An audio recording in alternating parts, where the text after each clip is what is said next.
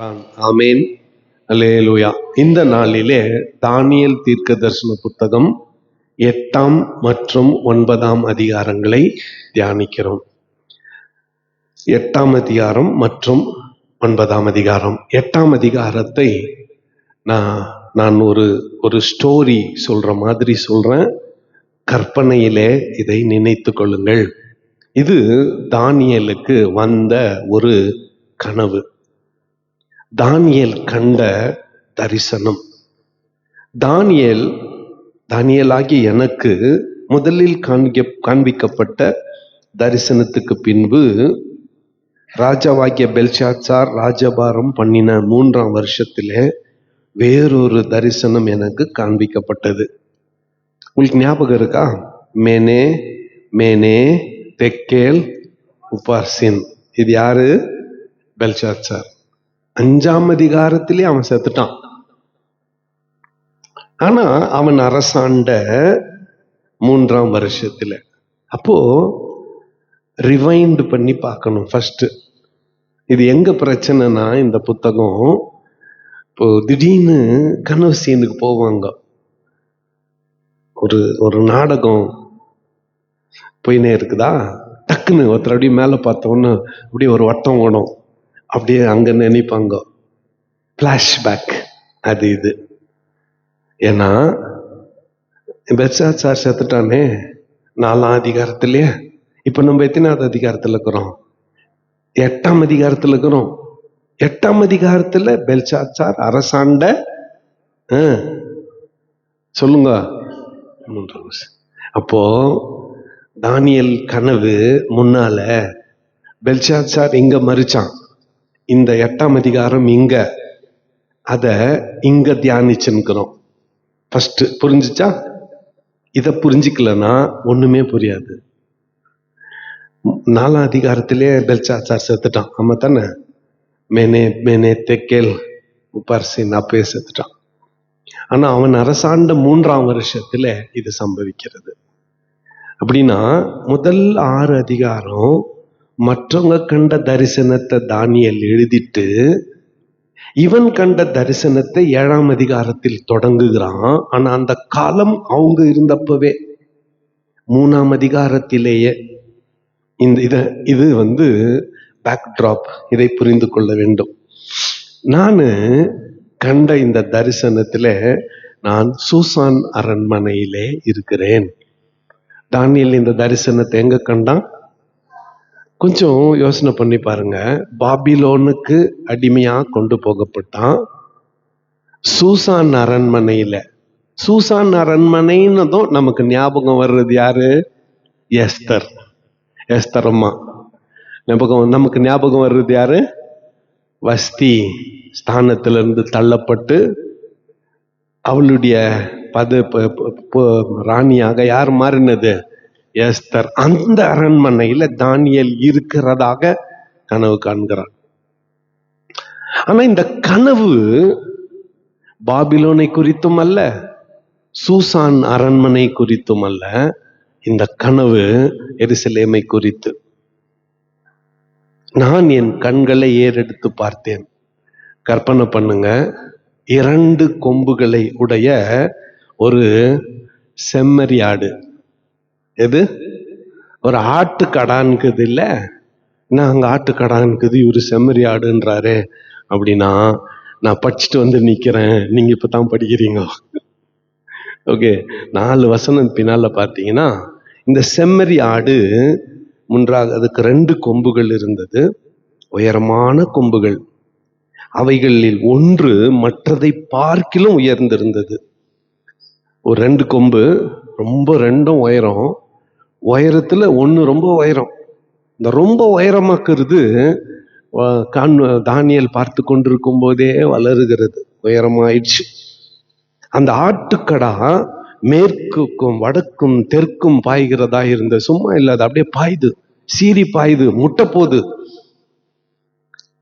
நான் அதை கவனித்துக் கொண்டிருக்கையில் மேற்கிலிருந்து, இதானே மேற்கு? நமக்கு எது மேற்கு? கிழக்கு மேற்கு. மேற்கு. ஓகே, பாபிலோனுக்கு மேற்கு. மேற்கிலிருந்து ஒரு வெள்ளாட்டுக்கடா எழும்பி பறந்து வந்தது. அது கால் இருக்குது, ஆனா தரையில நடக்கல. எப்படி வருது? பறந்து வருது. வந்து அந்த வெள்ளாட்டுக்கடா இந்த செம்மறி ஆட முதல்ல அதனுடைய கொம்புங்களை முறிச்சிடுது. எப்பவுமே கொம்புனா அத்தாரிட்டி, அதிகாரம். அது கொம்புகளை முறிச்சிருது. இந்த செம்மறி ஆட இந்த வெள்ளாட்டுக்கிட்ட இருந்து காப்பாத்துறதுக்கு ஒருத்தரும் இல்லை. ஆனா இந்த கொம்புகளின் நடுவிலே கண்களும் இருந்தது. ஒரு மனுஷ கண்ணு இருந்தது.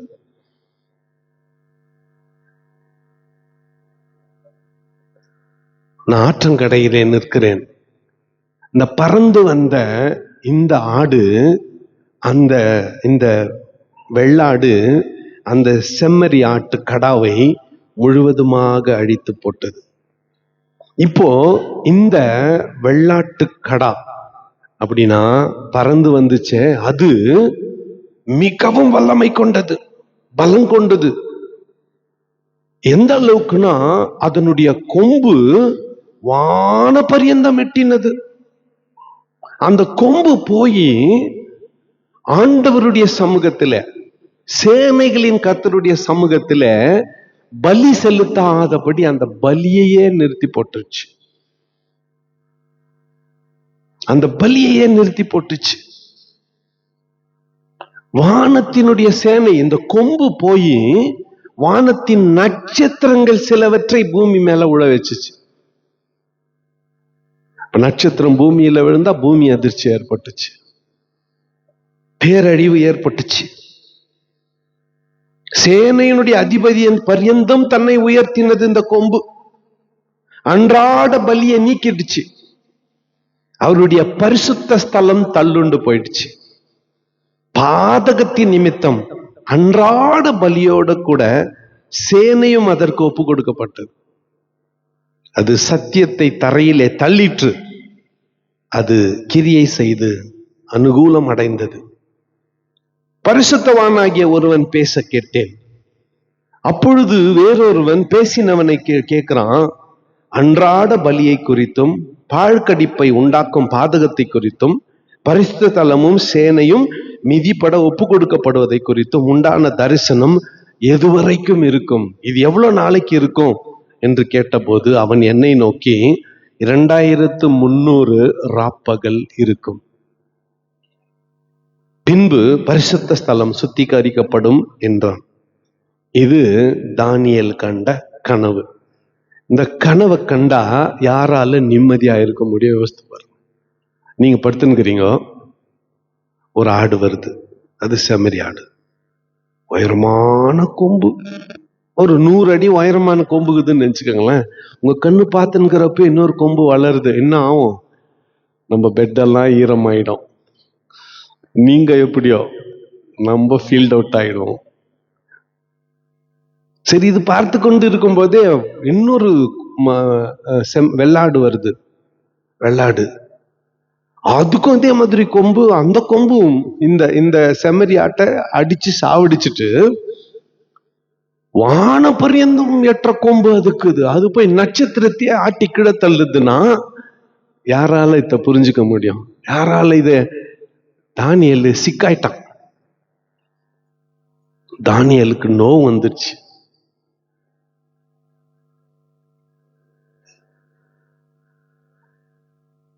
தானியேல் ஆகிய நான் இந்த தரிசனத்தை கண்டு அதன் பொருளை அறிய வகை தேடுகையில் மனுஷ சாயலான ஒருவன் எதற்கு நின்றான்.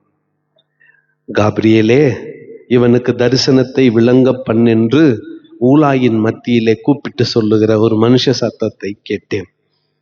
அப்பொழுது இந்த காபிரியேல் இவன் நின்ற இடத்துக்கு வந்தான். நான் திடுக்கிட்டு குப்புற விழுந்தேன். அவன் என்னை நோக்கி, மனுபுத்திரனே கவனி, இந்த தரிசனம் முடிவு காலத்துக்கு அடுத்தது என்றான். இந்த தரிசனம் எண்ட் டைம்ஸ், எப்பத்துக்கானது? முடிவு காலத்துக்கு. அவன் என்னோடு பேசுகையில் நான் தரையிலே முகம் குப்புற கிடந்து அயர்ந்த நித்திரை கொண்டேன். அவனோ என்னை தொட்டு நான் காலூன்றி நிற்கும்படி செய்து, இதோ கோபத்தின் முடிவு காலத்திலே சம்பவிப்பதை உனக்கு தெரிவிப்பேன். இது குறிக்கப்பட்ட முடிவு காலத்துக்கு அடுத்தது. நீ கண்ட 2 கொம்புள்ள ஆட்டுக்கடா மேதிய பெர்ஷிய தேசங்களின் ராஜாக்கள். இப்பதான் எனக்கு கூட கொஞ்சம் பெருமூச்சு வராடட, இது ரியல் இல்ல, இது என்ன? வந்த ஆட்டுக்கடா 2 ராஜ்யங்கள். அது மேதிய பெர்ஷிய ராஜ்யங்கள். அதுக்கு பின்னால ஒரு வெள்ளாட்டுக்கடா வந்துச்சே, அது கிரேக்க ராஜா. அதன் கண்களுக்கு நடுவே பெரிய கொம்பு, அதன் முதலாம் ராஜா. அந்த பெரிய கொம்பு முதிர்ந்து போன பின்பு 4 கொம்புகள் எழும்பினது. அந்த ஜாதியிலே 4 ராஜ்யங்கள் எழும்பும். கிரேக்க ராஜ்யத்திலே 4 ராஜ்யங்கள் எழும்பும். ஆனாலும் அவனுக்கு இருந்த வல்லமை அவைகளுக்கு இருக்காது. அவர்களுடைய ராஜ்யபாரத்தின் கடைசி காலத்திலோ வென்றால், பாதகருடைய பாதகம் நிறைவேறும் போது மூர்க்க முகமும் சூதான பேச்சும் உள்ள சமர்த்தியமான ஒரு ராஜா எழும்புவான். இவங்க யாருன்ட்டு பின்ன ஒரு 2 நிமிஷத்துல சொல்ல போறேன். அவனுடைய வல்லமை பெருகும், ஆனாலும் அவனுடைய சுய பலத்தினால் அல்ல. அவன் அதிசயமான விதமாய் அழிம்புண்டாக்கி அனுகூலம் பெற்று கிரியை செய்து பலவான்களையும் பரிசுத்த ஜனங்களையும் அழிப்பான். அவன் தன் உபாயத்தினால் வஞ்சகத்தை கைகூடி வரப்பண்ணி தன் இருதயத்திலே பெருமை கொண்டு நிர்விசாரத்தோடு இருக்கிற அநேகரை அழித்து அதிபதிகளுக்கு அதிபதியாய் இருக்கிறவருக்கு விரோதமாய் எழும்புவான். அதிபதிகளுக்கு அதிபதியாய் இருக்கிறவருக்கு விரோதமாய் எழும்புவான். ஆனாலும் அவன் கையினால் அல்ல, வேறு விதமாய் முறித்து போடப்படுவான். ஒரு சயின்ஸ் ஹிஸ்டரியில ஒரு கேள்வி, அலெக்சாண்டர் த கிரேட் எப்படி செத்தான்? How did he die? 8வது 9வது 10வது படிக்கிற பசங்க, டீச்சருங்க சொல்லுங்க பதிலு. அலெக்சாண்டர் த கிரேட் எப்படி செத்தான்? மாவீரன். அவன் யுத்தத்துல சாவல, சண்டை போட்டு சாவல, சீக்காய் செத்துட்டான். விஷ ஜுரம் இல்ல, கைண்ட் ஆஃப் ஃபீவர். அவன் மனுஷ கையினாலே மறிக்க மாட்டான். இப்ப இந்த கடைசி ராஜா யாருன்னு ஏறத்தாழ உங்களுக்கு தெரிஞ்சிருச்சு. சொல்லப்பட்ட ராப்பகல்களின் தரிசனம் சத்தியமாய் இருக்கிறது. ஆதலால் இந்த தரிசனத்தை நீ மறைத்து வை, அதற்கு இன்னும் அநேக நாள் செல்லும் என்றான். தானியேலாகிய நான் சோர்வடைந்து சில நாள் வியாதிப்பட்டிருந்தேன். பின்பு நான் எழுந்திருந்து ராஜாவின் வேலையை செய்து அந்த தரிசனத்தினால் திகைத்து கொண்டிருந்தேன். ஒருவரும் அதை அறியவில்லை. இது முன்னுரை. சரி, இந்த 4 ராஜ்யங்கள் யாரு? ஃபர்ஸ்ட் வந்த அந்த ஆடு 2 கொம்பு மேதிய பெர்ஷிய ராஜ்யங்கள், தானியேலின் நாட்களிலேயே தோன்றின ராஜ்யங்கள். அதுக்கு பிறகு வந்தது கிரேக்க சாம்ராஜ்யம். கிரேக்க சாம்ராஜ்யத்துல 4 சாம்ராஜ்யங்கள் எழும்பினது. சில ஸ்பானிஷ் வேர்டு, கிரீக் வேர்டு சேர்ந்தது. PTOLEMAIC, Ptolemaic Egypt. P silence, Ptolemaic Egypt.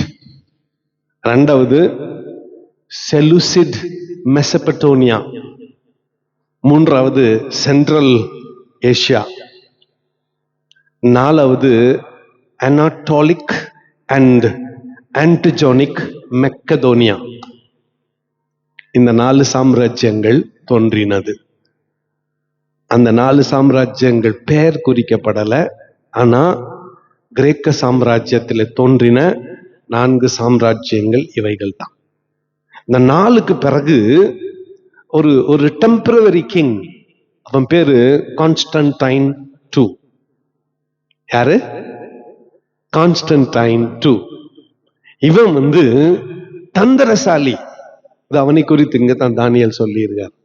தந்திரசாலி, தன் தந்திரத்தினாலே எல்லாத்தையும் தன் வசப்படுத்துவான்.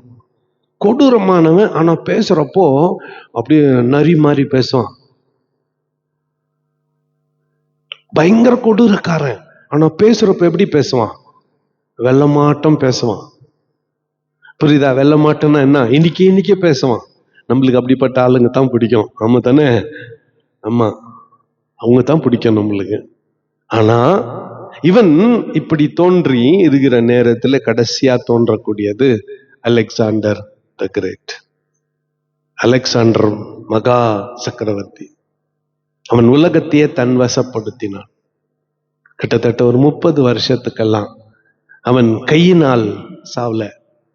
அது அவனுடைய மரணம் எண்டுங்க சொல்லப்பட்டிருக்கிறது. இப்போ இந்த பின்னணியில, இந்த பேக்ட்ராப்ல 9ஆம் அதிகாரத்தை பார்க்கிறோம். இந்த கனவை தானியேல் கண்டான். அது கடைசி நாளுக்காக முத்திரை போடப்பட்டிருக்கிறது. இன்னும் இந்த பாயிண்ட் சொன்னா தான் இது புரியும். ஞாபகத்துல வச்சுக்கோங்க. தானியேலின் தீர்க்க தரிசனம் பூட்டு. தானியேலின் தீர்க்க தரிசனம் பூட்டு. வெளிப்படுத்தின விசேஷம் சாவி. தானியேல் தீர்க்க தரிசன புத்தகம் பூட்டு, வெளிப்படுத்தின விசேஷம் சாவி. தானியேலுக்கு தரிசனத்தை சொல்லி ஆண்டவர் முத்திரை போட்டாரு. யோவானுக்கு தரிசனத்தை காட்டி அந்த முத்திரைய சொல்லுங்க உடைச்சாரு. முதலாம் முத்திரையை மனுஷகுமாரன் உடைக்க கண்டேன், 2ஆம் முத்திரையை மனுஷகுமாரன் உடைக்க கண்டேன். ஏசுநாதர் எழுந்து தானியேல் நாட்கள்ல இவங்களுக்காக போட்ட அந்த முத்திரையெல்லாம் ஒன்னொன்னையா உடைச்சு எல்லாத்தையும் வெளிப்படுத்துறாரு. அப்போ தானியேல் புக்கை தியானிச்சிட்ட பிறகு எதை படிக்கணும்? இப்போ நம்ம நெக்ஸ்ட் வெளிப்படுத்தின விசேஷத்தை படிக்கணும். அப்பதான் நமக்கு இது முழுசா புரியும். சரி, எவ்வளவு புரிஞ்சிச்சோ புரிஞ்சவரெல்லாம் புரிஞ்சுக்கங்களேன். ஓகே, இப்போ இந்த கனவை கண்டு தானியேல் ஜெபம் பண்றான். ஏன்னா எருசலேம் பாழாக்கப்படுகிறது, பலி இல்ல, தேவாலயம் முழுசா இடிக்கப்பட்டு போச்சு, பலி இல்ல, காணிக்கை இல்ல, பாழாய் கிடக்கிறது. எவ்வளவு நாளைக்கு இது இருக்கும் என்று தானியேல் கலங்கி தீர்க்க தரிசன புத்தகங்களை படிக்கிறான்.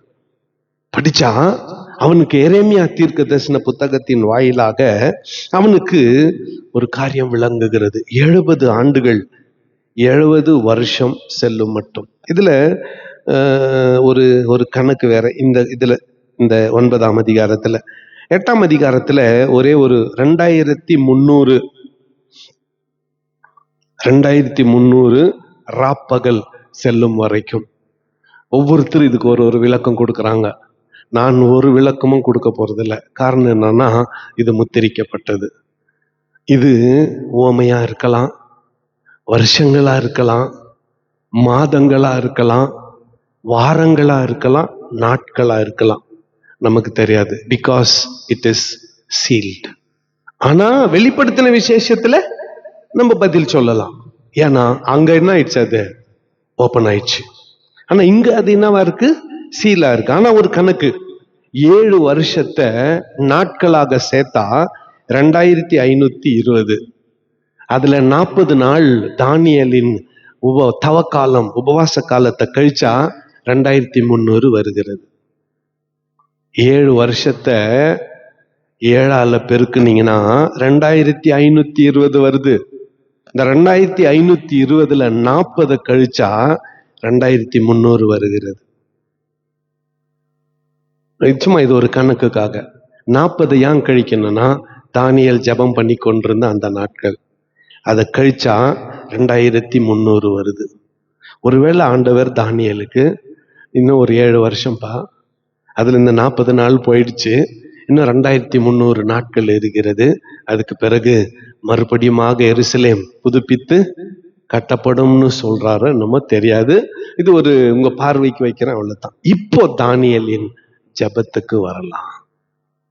நமக்கு வேண்டிய வார்த்தைகள், வாக்குத்தத்தங்கள், நாம செய்ய வேண்டியது தானியேலின் ஜெபத்திலே இருக்கிறது. தானியேலாகிய நான் எருசலேமின் பாழ்கடிப்புகள் நிறைவேறி தீர 70 வருஷம் செல்லும் என்று கர்த்தர் எரேமியா தீர்க்கதரிசியோட சொல்லிய வருஷங்களின் தொகையை புஸ்தகங்களால் அறிந்து கொண்டேன். நான் உபவாசம் பண்ணி ரட்டிலும் சாம்பலிலும் உட்கார்ந்து தேவனாகி ஆண்டவரை ஜெபத்தினாலும் விண்ணப்பங்களினாலும் தேட என் முகத்தை அவருக்கு நேராக்கி என் தேவனாகிய கர்த்தரை நோக்கி ஜெபம் பண்ணி பாவ அறிக்கை செய்து அவன் ஜெபத்தின் விவரத்தை எழுதியிருக்கிறான். ஆண்டவரே, உம்மில் அன்பு கூர்ந்து உம்முடைய கற்பனைகளை கை கொள்ளுகிறவர்களுக்கு உடன்படிக்கையையும் கிருபையையும் காக்கிற மகத்துவமும் பயங்கரமான தேவனே, நாங்கள் பாவம் செய்து அக்கிரமக்காரராயிருந்து துன்மார்க்கமாய் நடந்து கலகம் பண்ணி உம்முடைய கற்பனைகளையும் உம்முடைய நியாயங்களையும் விட்டு அகன்று போனோம். உமது நாமத்தினாலே எங்கள் ராஜாக்களோடும் எங்கள் பிரபுக்களோடும் எங்கள் பிதாக்களோடும் தேசத்தினுடைய சகல ஜனங்களோடும் பேசின தீர்க்கதரிசிகளாகிய உம்முடைய ஊழியக்காரருக்கு செவி கொடாமற் போனோம். ஆண்டவரே, நீதி உமக்கே உரியது.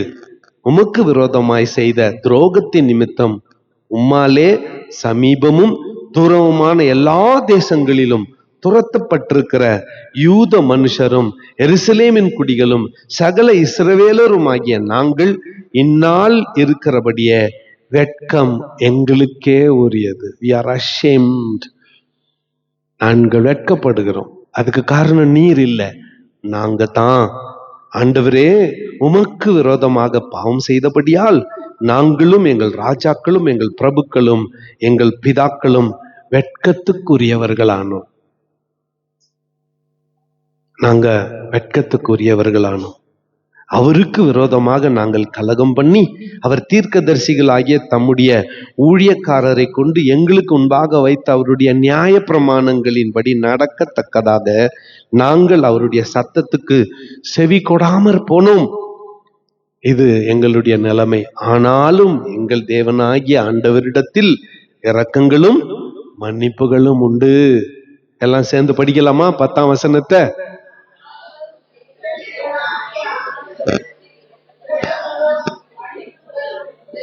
இஸ்ரவேலர் எல்லாரும் உமது நியாய பிரமாணத்தை மீறி உமது சத்தத்துக்கு செவி கொடாமல் விலகி போனார்கள். அவருக்கு விரோதமாக பாவம் செய்தோம். ஆகையால் தேவனுடைய தாசனாகிய மோசேயின் புஸ்தகத்தில் எழுதியிருக்கிற சாபமும் ஆணையாக்கினையும் எங்கள் மேல் சொரியப்பட்டது. இந்த நிலைமைக்கு நாங்க தான் காரணம். நாங்க தீர்க்கதரிசிகள் பேச்சு கேட்கல, நியாயப்பிரமாணத்தை கடைபிடிக்கல, ஆண்டவருடைய எச்சரிக்கையை உதாசீனம் பண்ணோம்.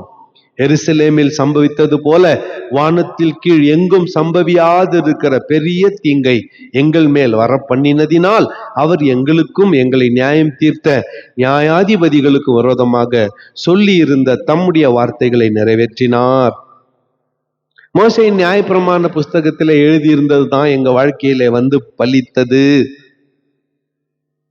உம்முடைய சத்தியத்தை கவனிக்கிறதற்கும் எங்கள் தேவனாகிய கர்த்தரின் முகத்தை நாங்கள் நோக்கி பார்க்கவில்லை. பிரச்சனை வந்தது, ஆண்டவரை தேடல, நாங்க வேற உபாய தந்திரங்களை தேடிக்கொண்டோம். We did not turn back to our God. எங்க ஆண்டவர்கிட்ட திரும்பல, அவன் தன் சொந்த வழியிலே போனோம். ஆகையால் கர்த்தர் கவனமாயிருந்து அந்த தீங்கை எங்கள் மீது வர பண்ணினார். எங்கள் தேவனாகிய கர்த்தர் தாம் செய்து வருகிற தம்முடைய கிரியைகளில் எல்லாம் நீதியுள்ளவர். ஆண்டவர்கிட்ட தவறில்ல, நாங்களோ அவருடைய சத்தத்திற்கு செவி கொடாமல் போனோம். நாங்க எங்களுதுதான் தப்பு.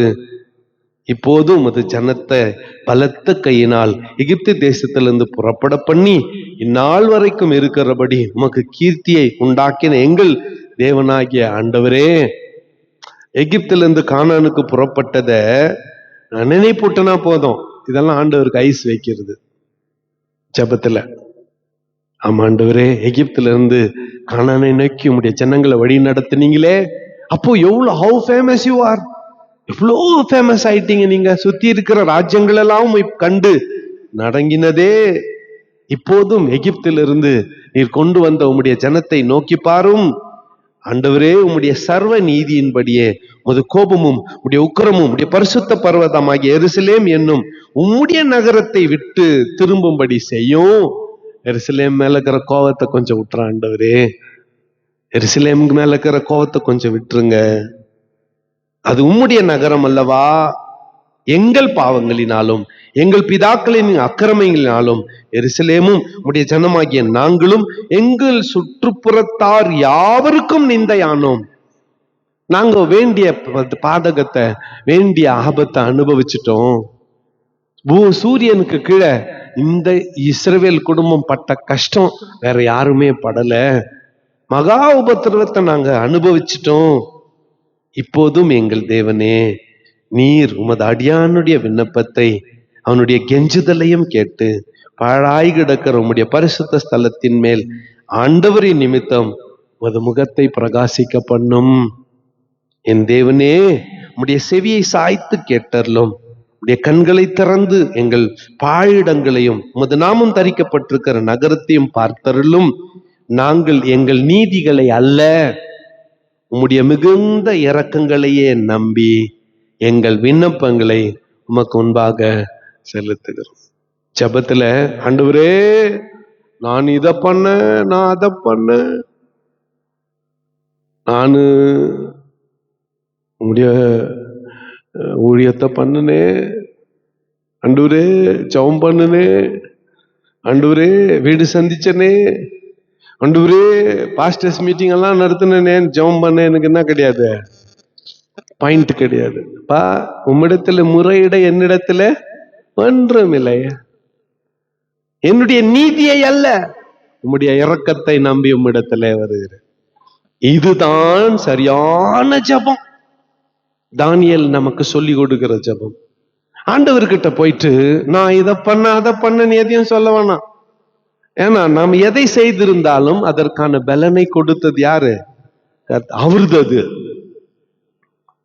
நான் என்று சொல்ல கணக்கிலிட அங்க ஒன்றும் இல்லை, என் கணக்கில எழுத ஒன்றும் இல்லை. நான் இதை சாதிக்கவில்லை, என் கை சமர்த்தியத்தினால் இதை செய்தது என்று சொல்ல எனக்குன்னு ஒண்ணும் இல்லை.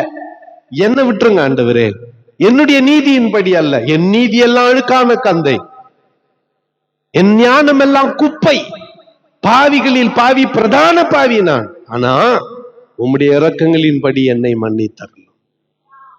ஆண்டவரிடத்துல மிகுந்த இரக்கங்களும். 10ஆம் வசனத்தை ஒரு முறை எல்லாம் சேர்ந்து வாசித்துடலாம், எல்லாம் சேர்ந்து 10ஆம் வசனத்தை வாசித்துடலாம்.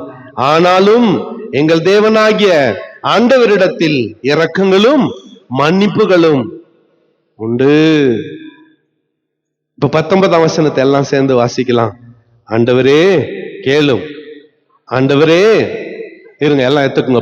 எல்லாம் சும்மா நான் எவ்வளவு வசனம் படிச்சுன்னுக்கிறேன், படிக்க மாட்டேன்றீங்க. எடுங்க எல்லாம் 19ஆம் வசனத்தை. உங்க வார்த்தை வாயில சத்தம் வரலன்னா பேர் சொல்லி படின்னுடுவேன். 19ஆம் வசனம். ஆண்டவரே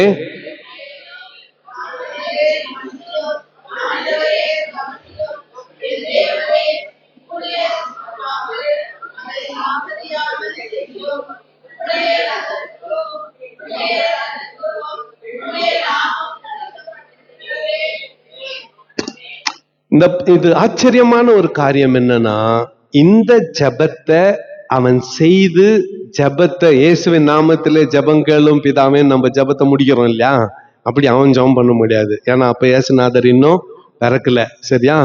இந்த ஜபத்தை அவன் சொல்லி பண்ணி ஆண்டவரை நோக்கி ஸ்தோத்தரித்து கொண்டே இருக்கிறான், ஜபித்து கொண்டே இருக்கிறான். நான் ஜபம் பண்ணி கொண்டிருக்கும் போதே முதல் தரிசனத்துல ஒரு புருஷனை கண்டேனே, காப்ரியேல் வேகமாய் பறந்து வந்து அந்தி பலியின் நேரமாகிய வேளையிலே என்னை தொட்டான். சாயந்தரத்துல அந்தி பலி காலை வேளையில என்னை தொட்டான்.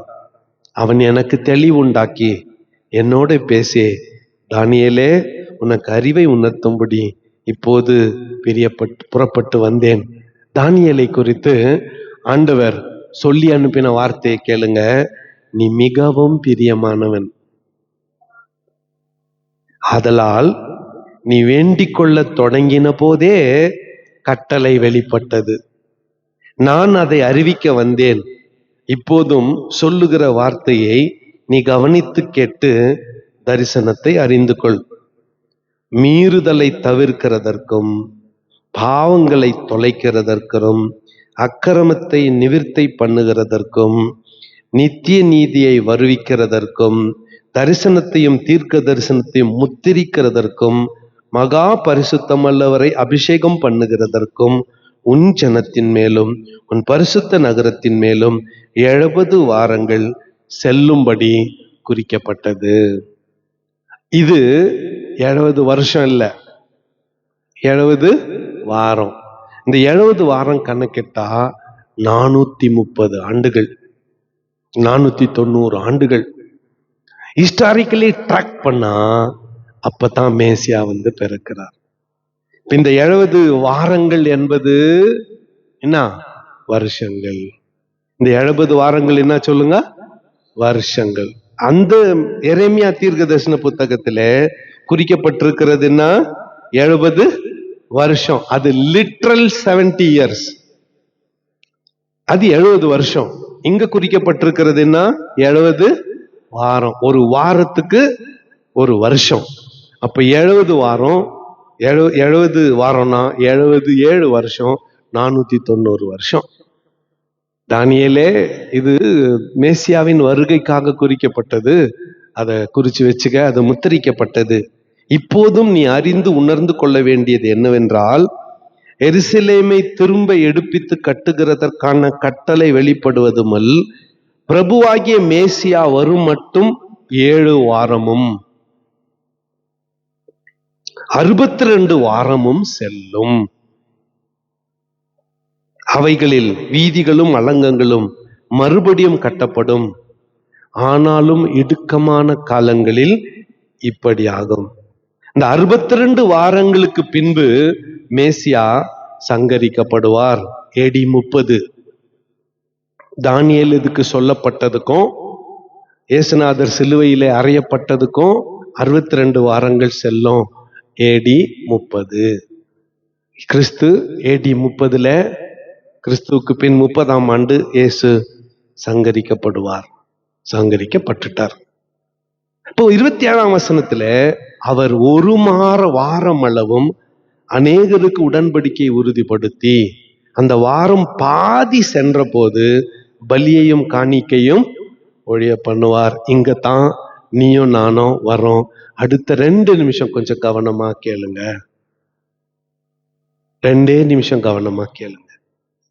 பாதி வாரம் சென்ற பின்பு இப்போ கிளாக் ஸ்டாப் ஆயிட்டு ஸ்டார்ட் ஆகுது. இப்போ இந்த ஓட்டப்பந்தய வீரர்கள் ஓடுறாங்கல்ல, ஸ்டார்ட், அதுக்கு பேரு என்ன? Stop clock, stop watch. அது on your mark get set கோன்றப்ப கிளிக் ஆகும். அவங்க அந்த ஃபினிஷ் லைன் கிராஸ் பண்றப்போ ஸ்டாப் பண்ணிடுவாங்க. எவ்வளவு நேரத்துல இந்த தூரத்தை கடந்தார்கள்னு கணக்கிடுவாங்க.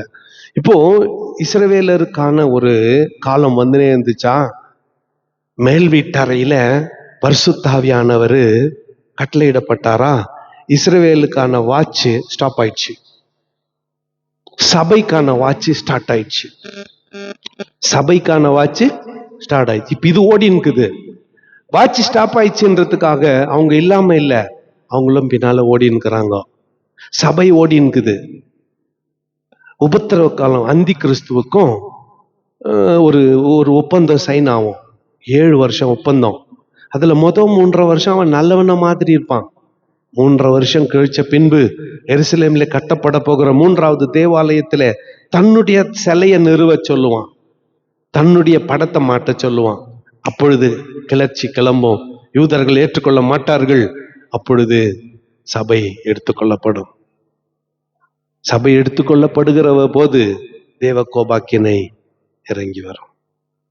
அத கடைசி வசனத்துல 27ஆம் வசனத்துல பலியையும் காணிக்கையும் ஒழிய பண்ணுவார். கவனிங்களேன், சபை எடுத்துக்கொள்ளப்பட்டுச்சு, அப்புறம் காணிக்கை போட்டினத்துக்கு. பைபிள் ஸ்கூல்ல ஒருத்தர் இந்த கேள்வி கேட்டார். ஆண்டவர் பலியையும் காணிக்கையும் ஒழிய பண்ணுவேன்னு சொல்லுகிறாரே, நீங்க ஏன் காணிக்கை எடுக்கிறீங்க? சபை எடுத்துக்கொள்ளப்பட்ட பிறகு நடக்கக்கூடிய சம்பவம் அது. பலியையும் காணிக்கையும் ஏன் ஒழிய பண்ணுவேன்னா, அவரு அங்க இருக்கிறாரு, அவரோட நம்ம இருப்போம். அப்புறம் என்னத்துக்கு காணிக்கை, அப்புறம் என்னத்துக்கு பலி? மத்திய ஆகாயத்துல அவரோடு கூட இருப்போம்.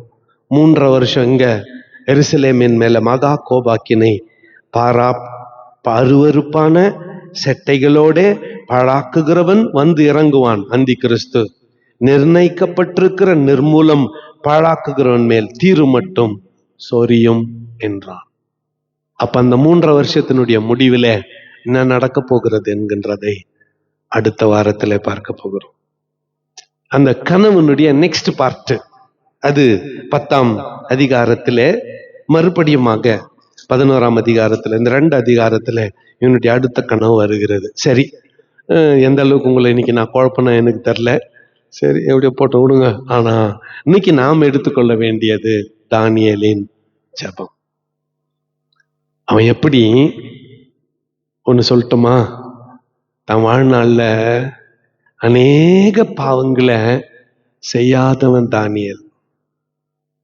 அநேக பாவங்களை செய்யாதவன் தானியேல். அவன் வாழ்நாள்ல திராட்சை ரசம் குடிக்க நிறைய வாய்ப்பு, அவன் குடிச்சதே இல்லை. அவன் குடிச்சதே இல்லை திராட்சை ரசம். அரண்மனையில் இருக்கிறான், உயர்ந்த பதவியில இருக்கலாம், ஒரு பெண்ணை கல்யாணம் பண்ணி அவளோட குடும்ப வாழ்க்கை நடத்தி இருக்கலாம். அதுவும் இல்லை. கர்த்தருக்காக அன்னகராக்கப்பட்டவன். பைனான்ஸ் மினிஸ்டரா இருந்தான், நிறைய ஊழல் பண்ணி சொத்து சேர்த்திருக்கலாம். இல்ல, சிந்தகத்தின் கெபிக்கே போயிட்டு வந்தான். ஊழல்வாதிகள் எல்லாம் இவன் மேல குற்றம் கண்டுபிடிக்க முயற்சித்தார்கள். ஒருவனாலும் ஒரு குற்றத்தையும் கண்டுபிடிக்க முடியவில்லை. படிச்சோம் 5ஆவது அதிகாரத்துல, இல்ல ஞாபகம் இருக்கா? ஒரு 2 வாரத்துக்கு முன்னால இப்பேற்பட்டவன் சொல்றான், நான் பாவி, நான் துரோகி, உமக்கு விரோதமா நாங்க பாவம் செய்தோம், முறையிட எங்களிடத்தில் ஒன்றுமில்லை. திரளான மன்னிப்பும் திரளான கிருபையும் திரளான ரட்சிப்பும் உம்மிடத்தில் இருக்கிறதே. நீர் எல்லாத்தையும் நீதியின்படி செய்கிறவர். இன்னைக்கு நான் கஷ்டத்துல இருந்தா அந்த கஷ்டத்துக்கு காரணம் நான் செஞ்ச தப்பு தான். நான் இன்னைக்கு வியாதியில கஷ்டப்பட்டா நீ எனக்கு வியாதி குடித்து தண்டிக்கிறவர் இல்ல, எங்கோ தெரிஞ்சோ தெரியாமலோ கூட தவறு நடந்திருக்கலாம். என்ன பண்ணுங்க, மன்னிங்க, இதுக்கு நான் தான் பொறுப்பேத்துக்கிறேன், என்ன மன்னிங்க. என் எருசலேமை நோக்கி பாருங்க, உம்முடைய பரிசுத்த பர்வதத்தை நோக்கி பாருங்க. அந்த எருசலேமின் மீது உம்முடைய தயவு திரும்பட்டும், உம்முடைய இரக்கம் திரும்பட்டும். எங்க குடும்பத்தை நோக்கி பாருங்க, மறுபடியுமாய் உம்முடைய தயவு திரும்பட்டும், உம்முடைய இரக்கம் திரும்பட்டும், உம்முடைய காருண்யம் திரும்பட்டும். எல்லாத்துக்கும் நான் பொறுப்பேற்றுக் கொள்ளுகிறேன். என்னை மன்னியும், என் தேசத்தை மன்னியும், என் ஜனத்தை மன்னியும், என் சபையை மன்னியும், என் குடும்பத்தை மன்னியும், என் நண்பர்களை மன்னியும். திறப்பிலே நிற்கிறவனாய் தானியேல் காணப்படுகிறான். எங்க? பாபிலோன் தேசத்துல. அவன் சொந்த தேசத்துல இல்ல, எங்க? பாபிலோன் தேசத்துல, கண்ணுக்கு தெரியாத இடத்துல, அடிமையாய் கொண்டு போகப்பட்ட இடத்துல ஆண்டவரை நோக்கி இப்பேற்பட்ட ஒரு ஜெபத்தை ஏறெடுத்தான். அவரிடத்துல மன்னிப்பு உண்டு, மன்னிப்புகள் உண்டு, அவரிடத்துல இரக்கம் உண்டு, அவரிடத்துல கிருபை உண்டு. நாம் நம்முடைய பொல்லாத வழிகளை விட்டு கர்த்தரிடத்துல திரும்ப கடவோம். முழங்கால் படிட்டு ஒரு நிமிஷம் டைம் கொடுக்க விரும்புகிறேன். தானியேலின் ஜெபத்தை நினைவு கூர்ந்து ஆண்டவரை நோக்கி ஜெபம் பண்ணுங்க. ஆண்டவரை நோக்கி ஜெபம் பண்ணுங்க.